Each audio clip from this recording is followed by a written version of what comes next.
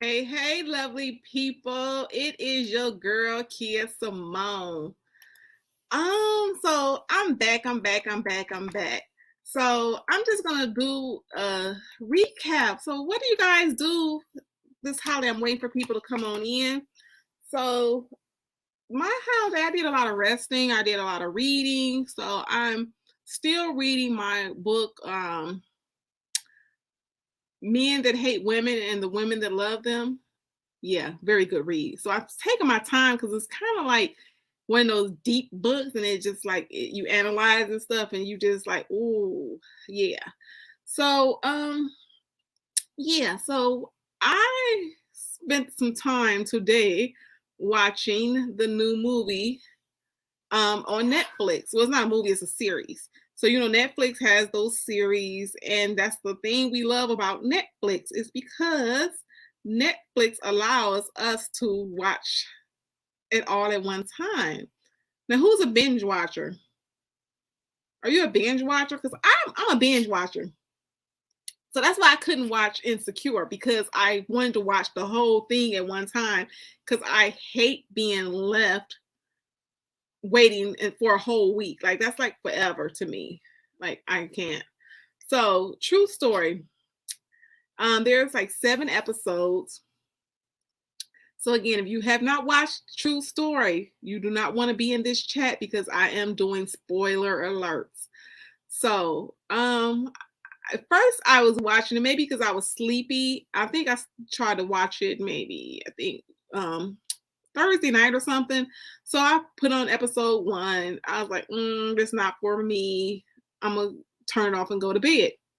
So I was reading some posts and people were like, it's a good movie, it's a good movie, it's a good series, it's a good series, good series. So my editor put on there that it's a good series. So I value her opinion because, she's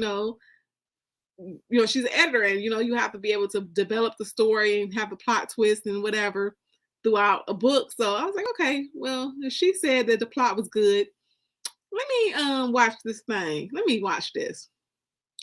So let's just jump right into it. Okay, so the brother, Wesley Snipes. How many people have that family member that is just like a thorn in your side? Like a thorn. Like literally. Like the brother was like so problematic, like had so many issues. So his brother went to jail and he basically, it was no secret from the beginning that his brother spent time in jail. So with his brother spending time in jail, they were in Philly. And so with them being back home in Philly, he was like, okay, the brother and him hooked up. They had this big hotel suite, gorgeous, magnificent, or whatever. So they go to the club and so Kevin Hart's character, which is his name on the show, was the kid. So the kid meets a girl. So the girl is, in the VIP section. First she asks to take a picture. So next, she's still there. So the kid, which is Kevin Hart, he wanted to go home. He was like, okay, I've been 6 months sober. So you have to be mindful. The moral of the story is you have to, regardless if it's family or friends, be mindful of the people who you keep around. Because if you are trying to stay sober, why would that person want you to even be in that bar scene? So that was the first like red flag, like, okay, your brother is not for you. If you know that I'm struggling, then you wouldn't take me to a bar. You know what I'm saying? So if I know that you're on a diet, I'm not going to take you to your favorite restaurant, or I'm not going to take you where they serve, just, a lot of, fattening food. I'll take you somewhere healthy. So that was the first red flag. So they're sitting in the VIP section having a good time. So Kevin again states like, okay, I need to go. I've 6 months clean. So the brother like, no, no, no, no, I need you to be a wingman. I need you to be a wingman. So yeah, Kevin should have at that point said, I'm about to go. So we have to learn how to not let others influence us because that was terrible that he, fell into his brother's trap. So, hey, Auntie again. So when he fell into the brother's trap, he was sitting there like, okay, he's sitting there. So then next you know, he looks at the girl and he's like, well, she is cute. So fast forward, they go to the hotel. So this is the red flag that I knew that it was something fishy with the brother, because the brother busts in the room while Kevin's asleep and talking about some, she's dead, she's dead. How do you know she's dead? Like, well, you came from a whole nother room. So he bust in the room and was like, she's dead, she's dead. Now you ain't checked no vitals. Okay, y'all ain't did nothing. How do you know she dead? Like that's why I was like, Kevin, think. Like, okay, but we wouldn't have the movie if that didn't happen. So I'm thinking like he just come in and he goes in her purse and like, yeah, she took these pills. She took these pills. So I'm still like, I was thinking she was dead, but I was just like, okay, but how do you know? Did you like slip her something in her drink or whatever? So I was feeling that the brother was on some shadiness. So what I'm saying is I'm covering this because the moral of the story is be mindful of the people who you keep around you. Sometimes the people who are closest to you will do you dirty. That was like the whole, I sat through 7 episodes to realize that the brother set up the whole thing.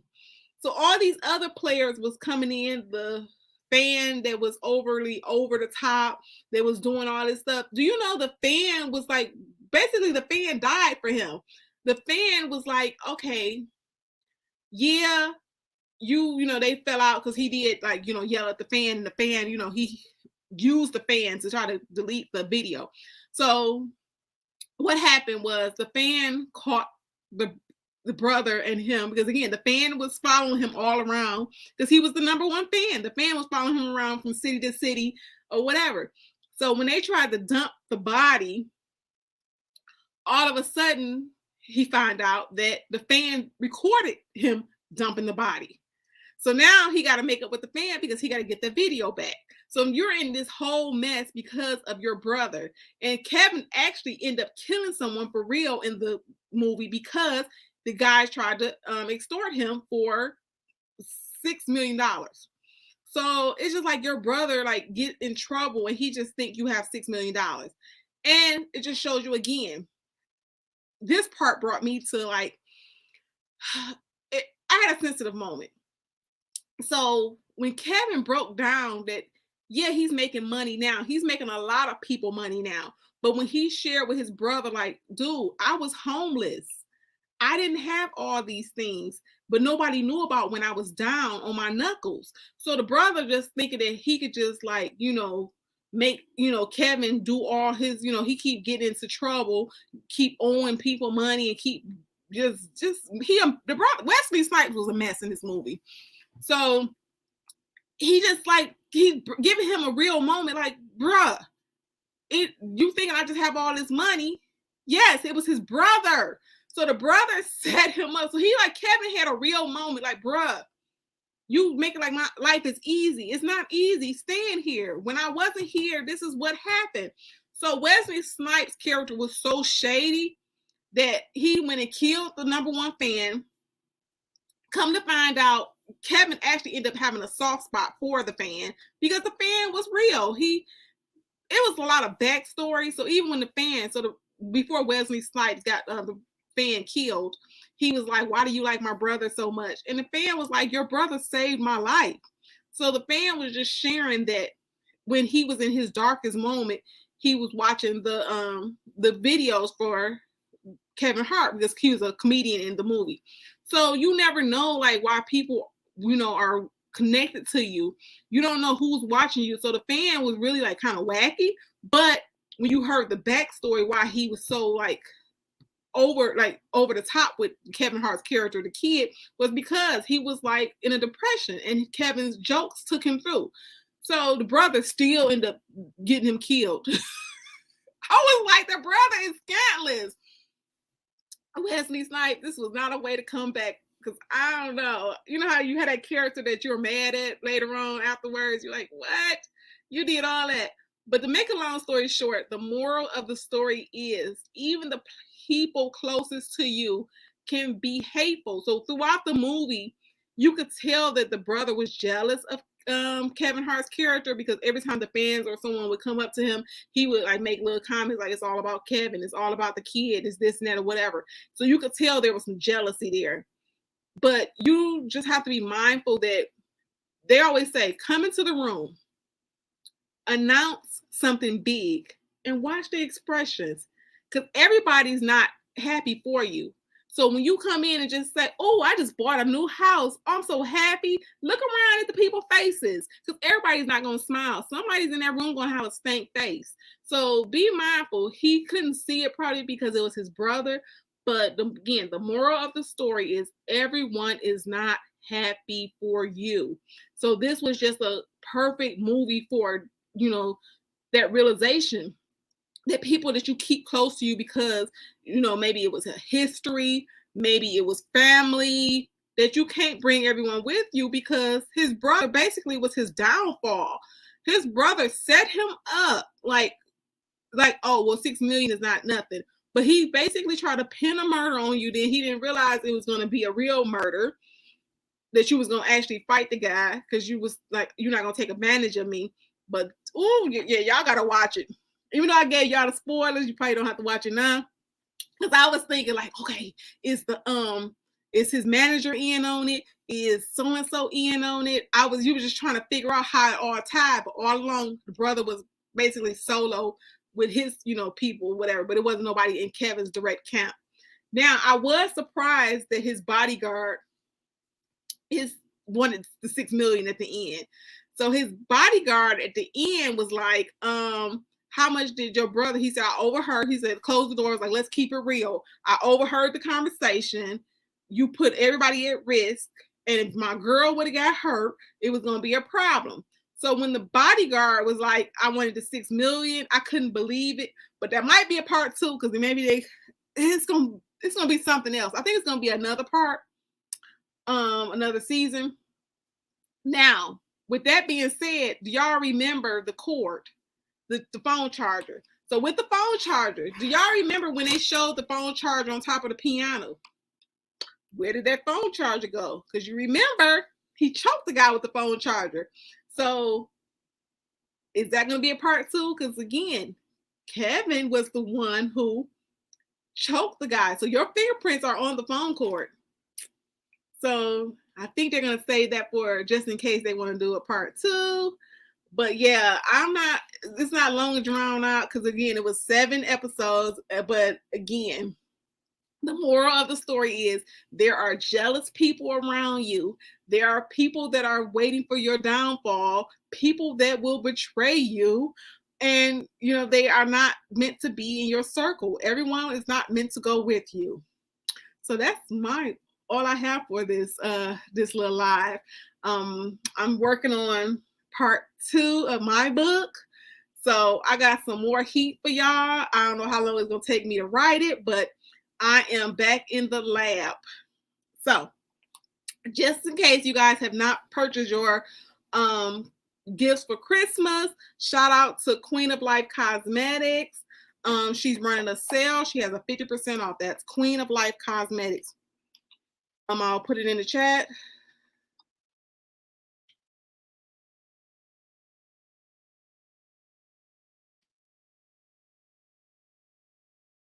So it's Queen of Life Cosmetics. So head over there to Queen of Life Cosmetics. She has the eyelashes are on sale. I ordered 3 more pairs because I always need eyelashes.